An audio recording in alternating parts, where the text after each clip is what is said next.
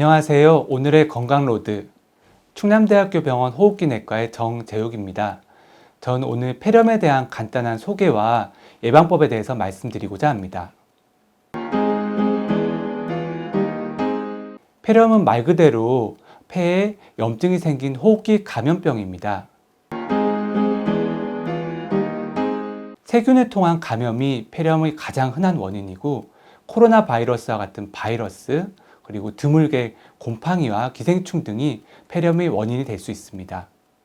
또는 고령이시거나 신경과적 질환이 있으신 분들이 기침 반사가 잘 되지 않아서 음식물이나 구강 분비물이 폐로 흡인이 되어서 폐렴이 발생하는 경우도 있습니다. 폐렴을 의심할 만한 증상으로는 38도씨 이상의 발열, 오한, 근육통, 그리고 기침, 가래, 호흡곤란과 같은 호흡기적 증상이 있습니다. 가래의 경우에는 색깔이 노랗게 되거나 진해지거나, 또는 기침의 경우에는 쿨럭쿨럭 힘든 기침을 하거나 한번 기침을 하면 잘 멈추지 않는 경우가 많습니다. 하지만 고령이신 경우, 투석을 하시는 경우, 면역 억제제를 복용하시는 분들은 폐렴이 있더라도 발열이 없고 전형적인 호흡기적 증상이 없는 경우가 많습니다. 그냥 기운이 없다고 하시거나 입맛이 떨어졌다고 하시는 경우가 있기 때문에 이러한 경우에 주의를 하여야 합니다.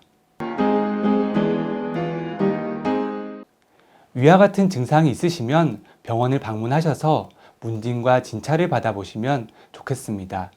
특히 여러 증상 중에서 호흡곤란, 객혈이 있는 경우는 중증 폐렴의 가능성이나 응급 상황 발생 가능성이 있기 때문에 빨리 병원에 오셔야 합니다.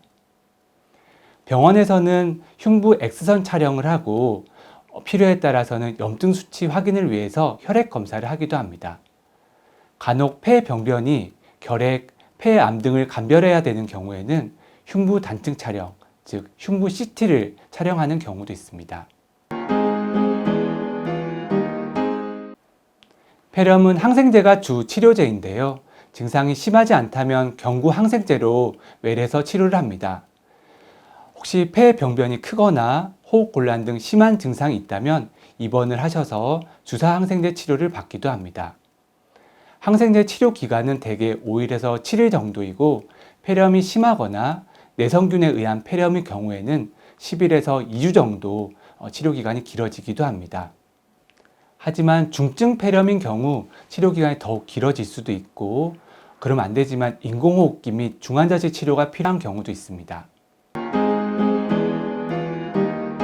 이런 폐렴 자체를 예방하는 것이 가장 중요한데요.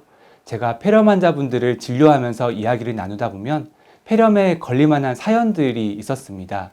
수면이 부족하시고 많이 피곤한 경우에, 그리고 술을 지속적으로 많이 드시는 분들이 폐렴에 많이 걸리는 경우가 있었는데요. 이러한 폐렴을 예방하기 위해서는 충분한 수면과 휴식을 취하시고, 식사를 골고루 하시고, 주 3회 이상 30분에서 1시간 정도의 적당한 운동을 하셔서 좋은 면역 상태를 유지하시는 것이 중요합니다. 특히 콩, 두부, 우유, 고기, 생선과 같은 단백질을 잘 섭취하시고 과일을 드시는 것도 폐렴의 예방에 도움이 많이 됩니다.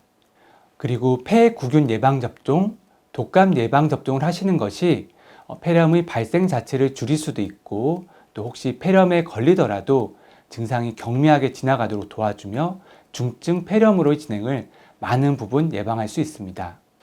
또한 마스크 착용 및 손 씻기가 폐렴 예방에 큰 도움이 됩니다. 마지막으로 지나친 음주를 삼가하시고 금연을 하시는 것도 폐렴 예방에 좋습니다.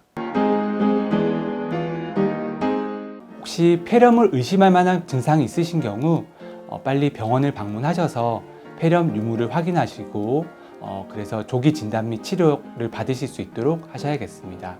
구독자 여러분들께서는 폐렴 예방 수칙을 잘 지키셔서 폐렴에 걸리는 일 없이 매일매일 건강하게 잘 지내시길 바라겠습니다. 지금까지 충남대학교 병원 호흡기내과의 정재욱이었습니다. 감사합니다. 구독과 좋아요 그리고 알림 설정 부탁드립니다.